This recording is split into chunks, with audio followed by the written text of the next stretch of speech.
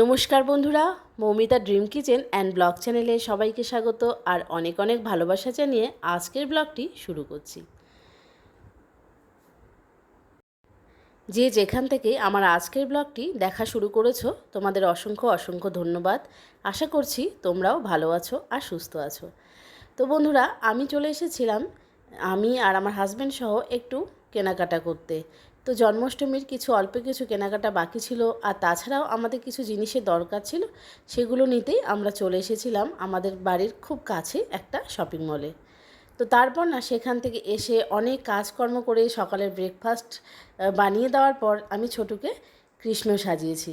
তো দেখো আমার ছোটু কৃষ্ণ সেজেছে, আর খুব তাড়াতাড়ি করে সাজিয়েছিলাম। আর সাজার যে জিনিসপত্র ছিল সেগুলো আগে থেকে তো সব গোছানো ছিল না, তো সেগুলো বের করে সাজিয়ে গুছিয়ে তো একেবারেই আমি তোমাদের সামনে নিয়ে আসলাম। তো আমার কৃষ্ণকে কেমন লাগছে অবশ্যই কিন্তু কমেন্ট করে জানাবে সবাই। আমার সকল বন্ধুদেরকে জানাই জন্মাষ্টমীর প্রীতি ও শুভেচ্ছা, অনেক অনেক ভালোবাসা। তো জন্মাষ্টমী হয়ে গেছে যদিও অনেক কয়েকদিন হলো, কিন্তু আমার বাড়িতেও জন্মাষ্টমীর পুজো টুজো সবই করেছি, কিন্তু ভিডিও আপলোড করে তোমাদের কাছে পৌঁছতে পৌঁছতে সেটা অনেকটাই দেরি হয়ে গেল। তো যাই হোক, ছোটুকে সেদিন রেডি করেছিলাম। এই দেখো, তারপর আমার নিচতলার বারান্দায় আর কি ছোটো কিছু ছবি তোলা হয়েছে। আর এই দেখো সুন্দর একটা বাঁশি ওকে বানিয়ে দেওয়া হয়েছে। তো তারপর আমরা ওকে নিয়ে চলে এসেছি আমাদের পাশের বাড়িতে।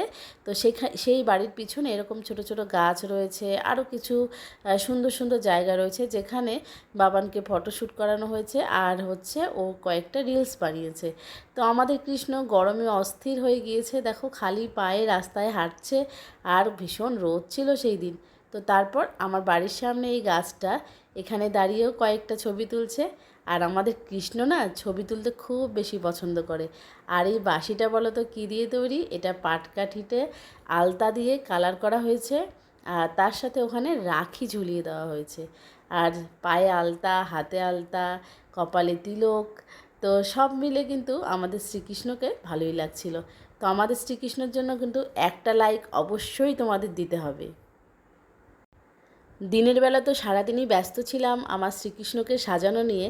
তো তারপর আমার বাড়ির যে শ্রীকৃষ্ণ আর কি, গোপাল সোনা, তাকেই স্নান খাওয়ানো, তার সেবা করতে করতেই আমার সারাটা দিন কেটে গেল।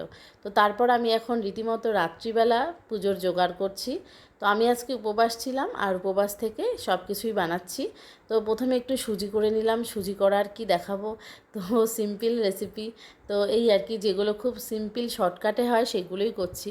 কারণ দিনের বেলা না এতটাই রোদ, এতটাই গরম, তারপর ছেলেকে সাজিয়ে গুছিয়ে তারপর সেগুলো খুলে দেওয়া, ওকে স্নান খাওয়া দাওয়া, এইসব নিয়েই না অনেকটা সময় চলে যায়। তো বন্ধুরা, আজকে হচ্ছে আমাদের মানে শ্রীকৃষ্ণর জন্মদিন। তো তার জন্যই কিছু আয়োজন আর কি করছি। তো সেটাই আর কি আমি বলছিলাম। তো এইদিকে দেখো, তারপর না লুচিগুলো ভেজে নিয়ে সেখানে এই কড়াইয়ে আমি দিয়েছি গোবিন্দভোগ চাল। এটা বানাবো হচ্ছে পোলাও। তো ভেবেছিলাম খিচুড়ি বানাবো না, তো ভাবলাম খিচুড়ি তো সবসময় তৈরি হয়, তাই পোলাও। তো আমি প্রথমে ঘি দিয়ে চালটাকে ভেজে নিয়েছি, আর লবঙ্গ, দারচিনি, এলাচ দিয়ে দিয়েছি। ভাজা হয়ে গেলে জল দিয়েছি। তো জলটা পরিমাণ মতো দিয়ে দিয়েছিলাম। তারপর জিরে গুঁড়ো, হলুদ গুঁড়ো, লবণ, আগেই দিয়েছিলাম লবণটা। তো আর তারপর চিনি দিয়ে দিলাম। তো তারপর হচ্ছে আরেকটু বেশি করে চিনি দিয়ে দিতে হবে, যেহেতু একটু মিষ্টি পোলাও বলে কথা। তো তারপর আবার দিয়ে দিচ্ছি 2 চামচ মতো ঘি। আর চালটা কিন্তু একটু এর আগে যে জল দিয়েছিলাম তাতে কিন্তু অনেকটাই সেদ্ধ হয়ে গেছে। হ্যাঁ, তো আর বেশি কিছু দেওয়ার দরকার নেই। এবার উপর নিচ ভালো করে নেড়ে নিয়ে একটা থালা দিয়ে ঢেকে দিলাম, আর গ্যাসটা অফ করে দিলাম। তো কিছুক্ষণ পর কিন্তু গ্যাসটা যেহেতু অফ ছিল, উপর নিচ ভালো করে ঢেকে দেওয়াতে এইভাবে নাড়াচাড়া করলাম, আর পোলাও কিন্তু রেডি হয়ে গেছে। আর পোলাওটা একদম সুসিদ্ধ হয়েছে।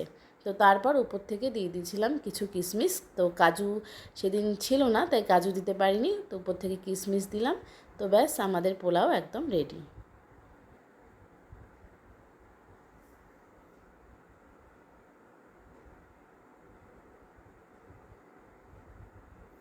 তো পোলাও তো হয়ে গেছে। তারপর কড়াইটাকে ভালো করে ধুয়ে নিয়ে ওখানে দিয়ে দিয়েছি কালো জিরে।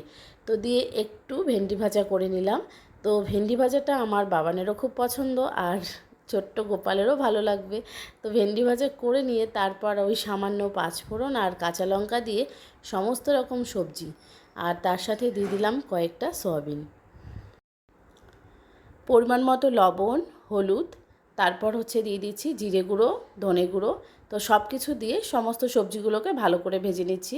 তো নর্মালি যেরকমভাবে আমরা রান্না করি সেরকমই, কিন্তু কি বলো তো, ঠাকুরের ভোগ বা ঠাকুরের প্রসাদ তৈরি করতে কিন্তু খুব বেশি মশলার প্রয়োজনও হয় না।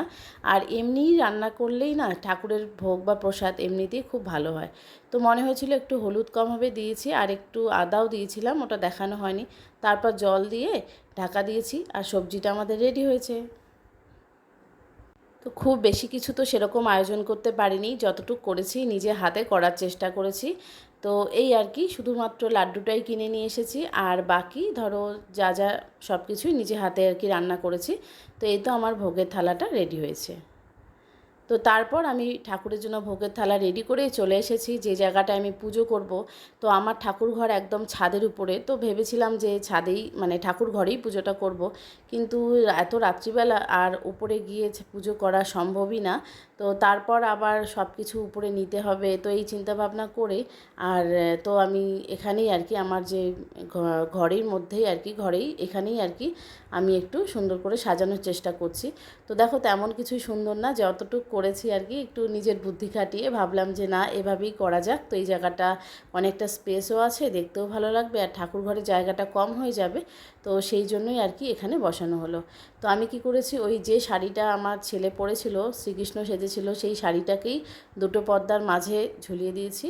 তারপরে এই ফুলগুলো আমার আগেই কেনা ছিল, ফুলের মালাগুলো, সেগুলো ছোটুর বার্থডেতেই আমি কিনেছিলাম অবশ্য। ওর বার্থডের আগের দিন যে পুজো হয়েছিল তখন কিনেছিলাম সেই ফুলের মালা, ওই শাড়ির দুই সাইডে এইভাবে ঝুলিয়ে দিলাম। আর এই টুলটা আমার ছিল আগে থেকেই, টুলটাকে একটু কাভার লাগিয়ে মানে ওপরে একটা কাভার পেতে দিলাম। তারপর আমি একটা সেরামিকের এখানে জারটা রেখেছি। তো এইটা কেন রেখেছি সেটাও বলছি, কারণ আমি ঠাকুরের ফটোটা যে রাখবো, তো সেটা ফটোটাকে সাপোর্ট করার জন্য পিছনে ওই জারটাকে ওভাবে রেখেছি।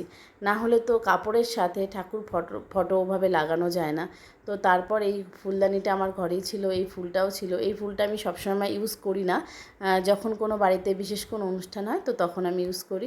তো এই হচ্ছে আমার সিম্পল ডেকোরেশন। দেখো একটুখানি সাজালাম, ঠাকুরটাকে ফুলের মানে মালা পরিয়ে দিয়েছি। আর এখানে হচ্ছে আমাদের ছোট্ট গোপালকেও কিছু ফুল টুল দিয়ে সুন্দর করে সাজানো হলো। তো আমি স্নান টান কমপ্লিট করে আবার মানে ভোগ রান্না করার পর স্নান করে তারপর আমি আসলাম এখন একটু পুজো করব। তো চন্দন ঘষে নিচ্ছি আর শান্তি জল ছিটিয়ে দিলাম। তো আমার বাড়িতে না সেরকমভাবে কিন্তু গোপাল ঠাকুর নেই, মানে যে গোপালের সেবা দেওয়া সেই সব নেই। তার কারণ হচ্ছে যে আমি আমার ছেলেই ছোট, আর তার মধ্যে গোপালকে রাখলে তার তো একটা সেবা দেওয়ার ব্যাপার আছে। তো আমার যে শ্রীকৃষ্ণ আর রাধার ফটো আছে, আর ছোট্ট যে গোপালের মূর্তিটা আমার ওখানে রয়েছে, সেটা অনেক দিন আগে আমি একটা মেলার থেকে কিনেছিলাম। তো সেই গোপালকেই পুজো করা হচ্ছে।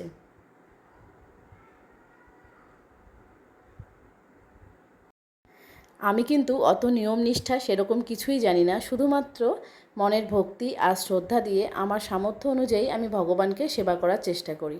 তো বন্ধুরা, আমার আজকের এই সামান্য ভোগ, আমার এই সামান্য পুজো তোমাদের কেমন লাগলো তোমরা অবশ্যই কমেন্ট করে জানাবে। যদি ভালো লাগে তো একটা লাইক করে দেবে, আর আমার চ্যানেলটাকে সাবস্ক্রাইব করতে ভুলবে না। তো বন্ধুরা, আজকের মতো এখানেই শেষ করছি ব্লগটা। দেখা হবে নতুন কোনো ব্লগে। ততক্ষণের জন্য ভগবানের কাছে প্রার্থনা করি তোমরা সবাই ভালো থাকো, সুস্থ থাকো, হাসি খুশি থেকো, আর জীবনের প্রতিটা মুহূর্তকে উপভোগ করার চেষ্টা করো। খারাপ সময়ের পর নিশ্চয়ই ভগবান আমাদের জীবনে ভালো সময় দেবে। তো এটাই আর কি প্রার্থনা। তো ভগবান আমাদের সবাইকে ভালো রাখুক, সুস্থ রাখুক, এই কামনা করে আজকের ব্লগটা শেষ করলাম।